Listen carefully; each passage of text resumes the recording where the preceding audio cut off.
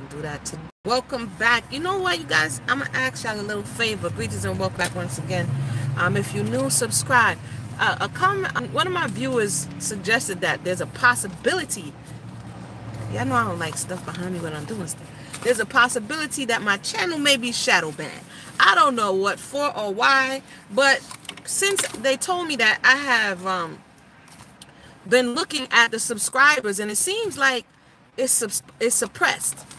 I don't know what that is about. So if you are new to the channel, make sure you subscribe and hit the notification bell so we could check out what's going on with this whole shadow ban conversation. I tried to look up to see if I could verify. I'm sorry. I wanted to move this back out the way.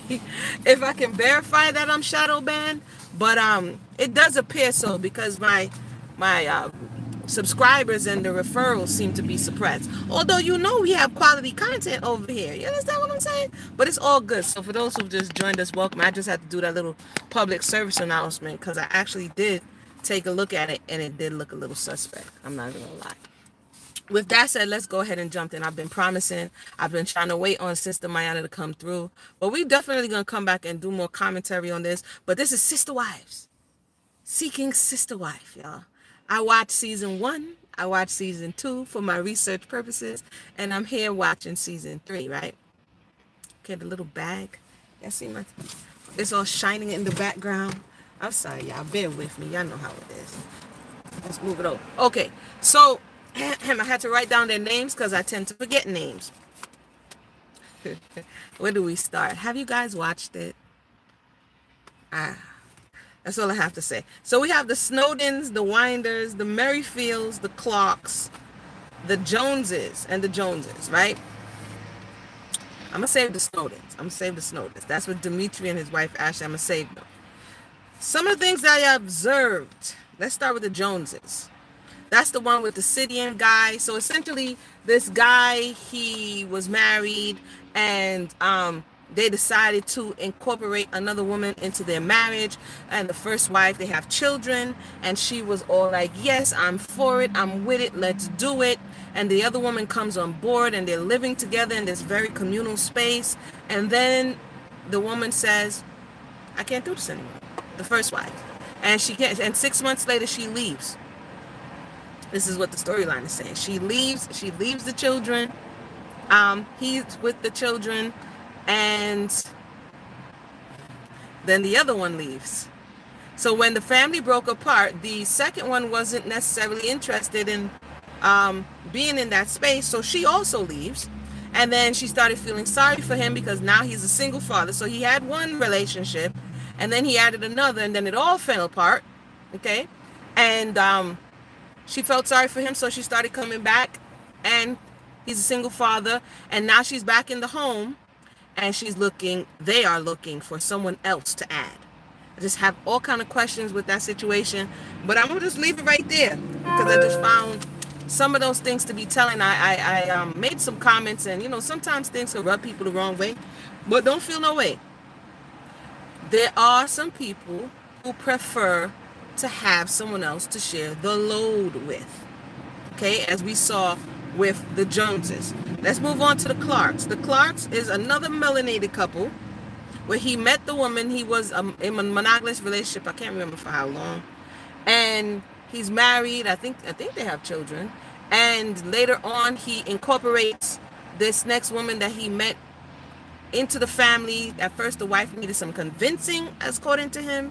And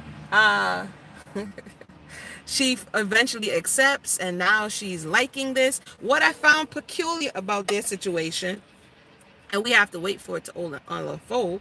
What I found peculiar about their situation is that the husband and the wife goes out to work, and the woman who they brought in now, she's kind of like, helping around the house, like maybe a nanny, or maybe like maid services, because the contention became when there was comment made on a microwave being unkept or untidy.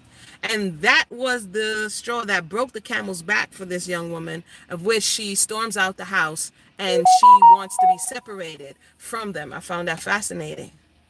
So she wants to still be in the relationship, but she doesn't. She says she felt like, her words, a servant, and that she felt like her services weren't being appreciated, and that she didn't, what she was contributing to the family wasn't of value in the same way those who went out and gained gainful employment. I spoke about that before, about the position of doing work inside the domicile.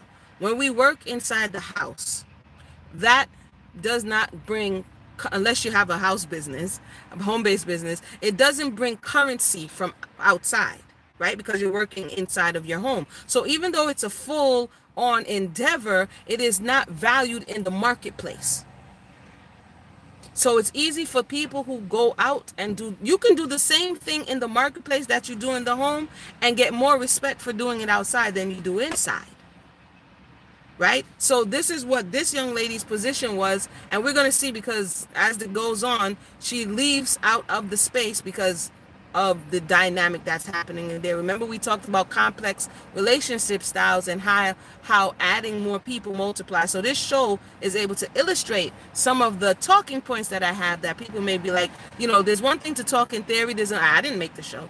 I didn't make, I didn't call it's an awesome concept, but I didn't make it. I don't direct it. I'm just looking at it to glean some understanding and kind of point to some of the concepts that I have shared, and people may be like, no, it's because you hate polygyny, or because, no, it's because it's an observable truth. But let's continue. This is not going to be long. The Merrifields. This one had me a little bit like, I'm like, what? So the Merrifields, y'all. I believe this woman and this man has been married since they were young for 13 years. And if it's going in and out, it's because the sun is hitting on the other side. It'll be all right. They have been married for 13 years. It's interesting when people like to put God's spin on it. God told them to do this and God told them to do that, right?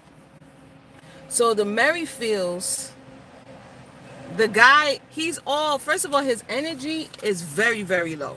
That's the first thing I found very peculiar about him. Wait a minute, I'm missing one. What's the other one's name? There's another one that I'm missing, but we'll get to them. Oh, the Winders, I'm not missing them. They're right there. So the Merrifields are married for over a decade. And somehow, some way, he has convinced the wife that the Lord, God, wants them to live polygyny. They have 2 children. They have found a woman from Brazil who speaks no English, who has to speak to them through a translator, and they have decided that this is the woman. But that's not the kicker. Like, that's, people do it all the time. It's like 90 Day Fiance, but that's not the kicker.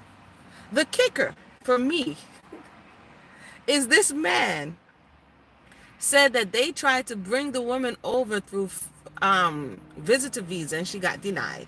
And so now the only way that he can bring her over to now join his family is by divorcing legally his wife of 13 years so that he can marry or bring the woman over on fiancé visa. And the wife agreed. All that could come to my mind is that, and your desire shall be towards your husband. So much so that you will put yourself, your children, your welfare into a very precarious space. So they go to the divorce space. This part had me like, I think this was like episode 2. They go to the divorce court after he's convinced her to swear and lie against her own soul. Because when you go into the divorce, you have to say, if depending on what state you are, has your marriage, you have to agree whether or not it's irreconcilable differences, okay? And so when she has to now sin against her own soul and lie, she's following him down this path. This is why I'm like, lady, you need a friend, okay? She's following him down this path. For those who just joined us when I'm doing the review, I'm a little hyped because this part had me like, right? She's following him down this path to do something that is not necessary in the best interest for her or the best interest for her family, okay? And the first warning, the first big fat red flag is that when they're in this divorce court and the judge asks, you know, do you guys have, or would you agree that your marriage is irrevocably or irreconcilably broken? Homegirl starts crying. She pauses and she cries. The judge has to be like, yo, get her a tissue for me. Get her a tissue. Get her a tissue. And then she barely chokes out a yes. You could tell that one hurt. You could tell that one hurt down in the core. That this man has convinced you to divorce him on paper so he can go to Mexico or Brazil to bring over his non-speak English speaking soulmate that the Lord told him to do. Yes. So, and that's the Merrifields. But what is even more peculiar is when it got to his turn. No, wait, I'm on live. I'm on live. I'm on live. I'm on live. I got to do that because they'll be rolling up on me. I'm on live.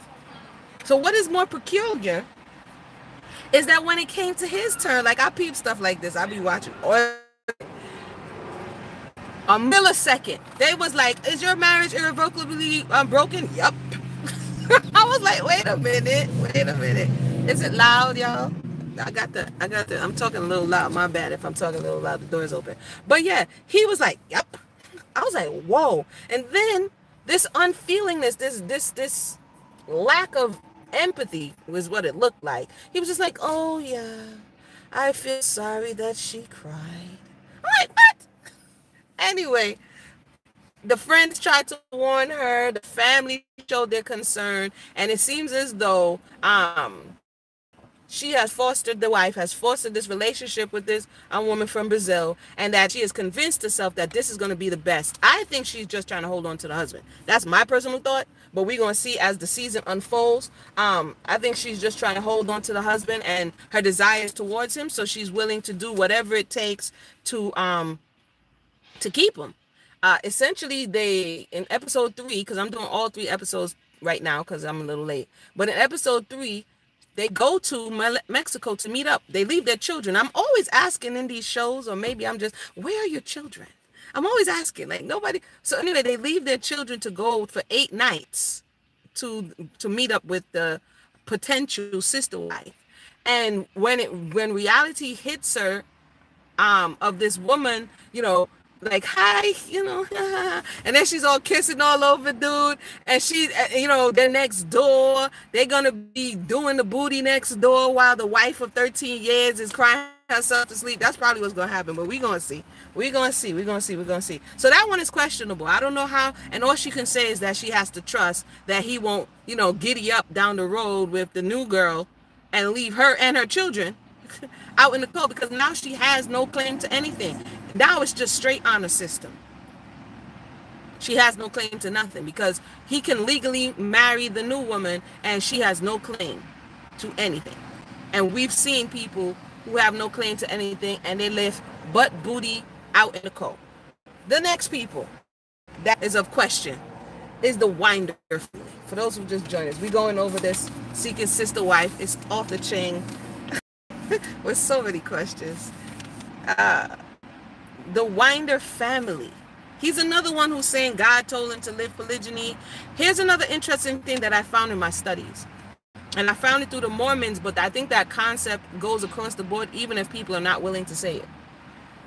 That the thought of being like unto God, or to becoming a God through living polygyny is even if it's subconscious in many people, that's the thought process. In the Mormons, they have the vocabulary, they have theology to express this thought that living polygyny makes you be prepared to be a God or be like unto God. The woman said it, the wife said it, it's in their paperwork. So, and I came to that conclusion before, and like I said, and when I studied the Mormons, I was like, because I was trying to figure out what was going on here. So essentially, the wife is convinced. I don't know if he convinced her, because again, they kind of flatline in emotions. So I don't know if he convinced the wife or the wife convinced him, but now here they are convinced that they have to live polygyny because it's their duty. Okay. Okay. The first wife looks very uneasy. The Sophie, I think her name is. She looks very, very uneasy. The second one, because her mother was a second wife, I think she is like grandfathered in or grandmothered into the institution. So she doesn't look as uneasy. The thing that is alarming to me, they say, I want a big family. This is what they were saying. I want a big family. I want an extended family. The new season comes, and the second wife, they're all very young, she's pregnant. And in her pregnancy, he was already splitting time between these two homes, yeah? In this, and he already has one child with the first woman. In her pregnancy, he and they are engaged in looking for someone else. At this point, I'm confused. I'm like, wait a minute. You're pregnant. The father of this child already has, he said he has a job. He said he works on the farm. He has the initial wife. He has his daughter. And now he has a second wife who's pregnant. That's 7 responsibilities that require your immediate attention. And at this point, God is telling you to sidestep all of these other responsibilities in the 7th month gestation of a new soul coming into the earth for you to look for another woman?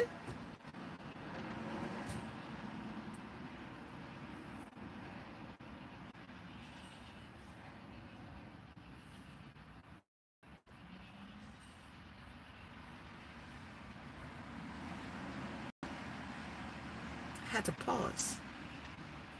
I had to pause. Desire is a blinding principle. I'll talk about that in a little bit, but desire is a blinding principle, and we're able to see how it plays out when we desire something, it doesn't matter what it is. In this case, it's a lifestyle, but it doesn't matter what it is. When we want something and that desire pushes us towards something, then it has the capacity to blind us. We put on these blinders and we only want this one thing at all costs. Because if you think about it analytically, about all the things, your job, your farm, the first wife, your child who's only like 3-4 years old, the second one, the pregnancy, where, Sway? This is why I'm saying oftentimes people say it's about children, but it seems that the children and the women are being objectified, because if you look at how much you're taking on your plate, who is going to shoulder some of that responsibility when you can't do it all because you're just one person? The thing about trying to achieve godlike status in the human flesh is that you are human. We are not omnipotent. We are not all-knowing. We're not omniscient. We can't be everywhere at the same time. We have limited resources. So therefore, to think that one can spread themselves so thin, and that the needs and the responsibilities that you as a male in this case, a husband in this case, a father in this case, are going to take on and really meet the needs of all of these people, is showing that there's something that's not computing. Like the other one, the Merrifields. You divorced the mother of your 2 living children. It's like the bird in the hand versus the one in the bush. The mother of your 2 living children. You divorced her, left your children unsheltered in a certain degree so that you can go after your unknown desire. Fascinating. I left the Snowdens for last. So that was the Winders. We have to keep an eye on them. And the Merrifields. It's just questionable. We already seen what happened to the Clarks. I think the whole thing is going to start to fall apart, because the young woman may have in the beginning thought, you know what, this is a good look. But as she go down the line and realize that she wants some level of autonomy, it might start to unravel. The Snowdens were there, I think, since season 1, if I'm not mistaken. And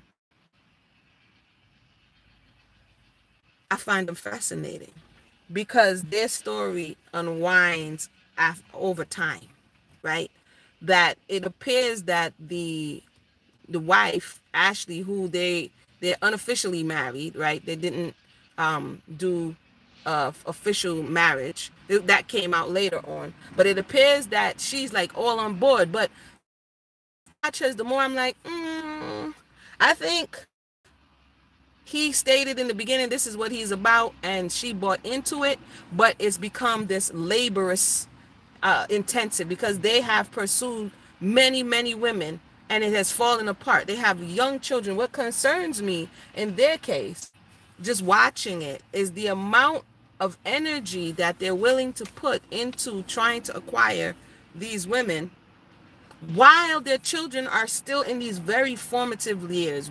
They're very impressionable, right? So they introduce the women to the children after a time, and then the child gets attached to her, and then she disappears, and then they introduce to another person and the child gets attached. And I'm like, this is about the children. I think they have 3 children.